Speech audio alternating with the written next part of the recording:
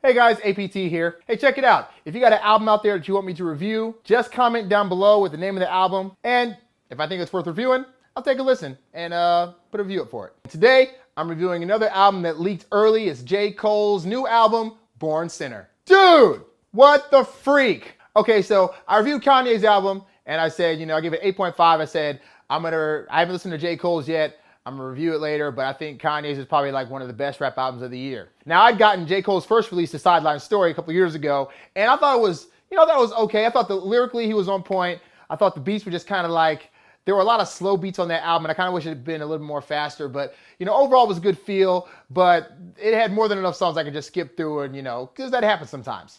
This album, dude, I had no freaking idea that the CD would be as good as it is. I haven't had an album in so long that I could listen to every single song and not have to skip through a single track.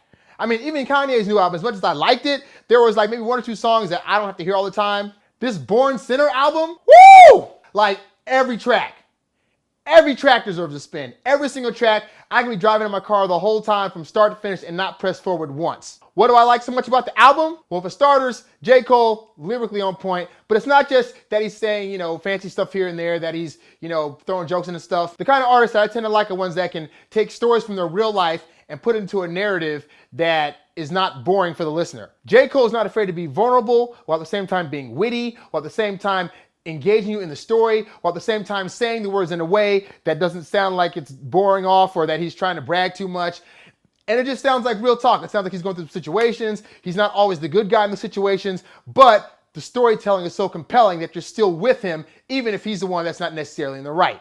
The beats on this album, the beats! Yo, y'all know J. Cole makes his own beats, right? This one, he's got more beats that are up-tempo, and even the ones that aren't, the flow pattern that he has on the songs still keep you being like, yeah, body up and down. I mean, yo, check out some of what I'm talking about. I mean, this shit! Sometimes I brag like, oh. I mean, this shit, wow! He sampled Biggie for the chorus? Oh man, I was dying when I heard this shit. And then he got the flow there, the beat's nice and fast. He got the up-tempo beat. This is Illuminati. So this is the opener. This is the opener to the freaking album.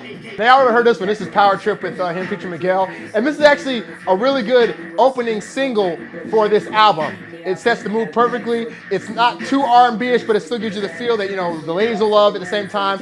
And just talking some real stuff, I mean, it's like, this is what pretty much sets the album. He's talking about some real stuff that he's going through in his life. Not all of it's necessarily political, although some of it is. But it's mostly just him talking about situations he's gone through since trying to get to the first album, and even a little bit beyond that. This is called Old Money. This is just an interlude. Even this dude's interludes are hot on this album. Hear that?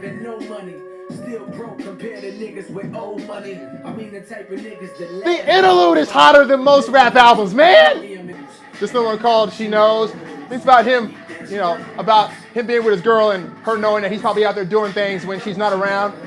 Oh man. So say it's a good story, but it's a nice up-tempo beat, Oh, This is called Chaining Day, one of the more introspective songs, talking about how, you get money in the game and you got to try to front for other people so they know that you're famous. It's amazing that Zoo can get this deep and still have beats that go along with it that you want to listen to. Because a lot of rappers, they put out these songs that are meaningful, but the beats are just like, they just put you to sleep. And J. Cole, he does a really good job in his production. So however he comes up with this stuff, it's awesome. Woo! This is the interlude too! Ain't some shit. Woo! Jump for joy, baby! Woo! This, of course, is Crooked Smile featuring TC. Oh, I'm sorry, I mean TLC. Rest in peace, Left Eye. But just talking about, how he keeps his imperfections just to remind him that he's still human, even as he gets deeper into this rap game. It's a very, very good song. And I like the fact that he brought TLC back from the day, because they still got a good voice. Now this song's called Let Nas Down. It's one of my favorite tracks on the album. Similar to Kanye's Big Brother from his graduation album. On this one, he's talking about how Nas was his favorite rapper and he was happy when he finally met him. Meanwhile, he's trying to come up with a single for his first album, Sideline Story. And when he came up with Workout, he heard that Nas heard it and hated it. And he felt that he had let his biggest influence down and didn't know what to do with it. It's a real story, and it talks about everything from like, you know, having your idol not be a fan of your stuff to talking about how, you know, in the industry, you got to come up with that first single that everybody likes and how much of a trial that can be to come up with in the first place. It's just, it's on some levels deeper than it beats, nice and jazzy, but it still keeps your head nod. I mean, it's just a stellar track, man. It's a stellar track. So yeah, this Born Sinner album by J. Cole, I had low expectations. I mean, I didn't think it would be bad, but a lot of artists come up with their second album and it's just not nearly as good or on point as their first album. And I like this first album just okay. So I really didn't think this one would be that great. So the fact that I just can't stop listening to it, I mean, it's in my ride heavy, heavy, heavy. If there's one complaint I have about the album, I mean, like I said, I'm a guy that likes more upbeat beats, so he could have had just a couple more songs that had beats that had more of an up-tempo to it, and it would have been a perfect album altogether. But this by far, man, I mean, I thought Kanye's was like the best album this year this far, and it's still a very, very good album.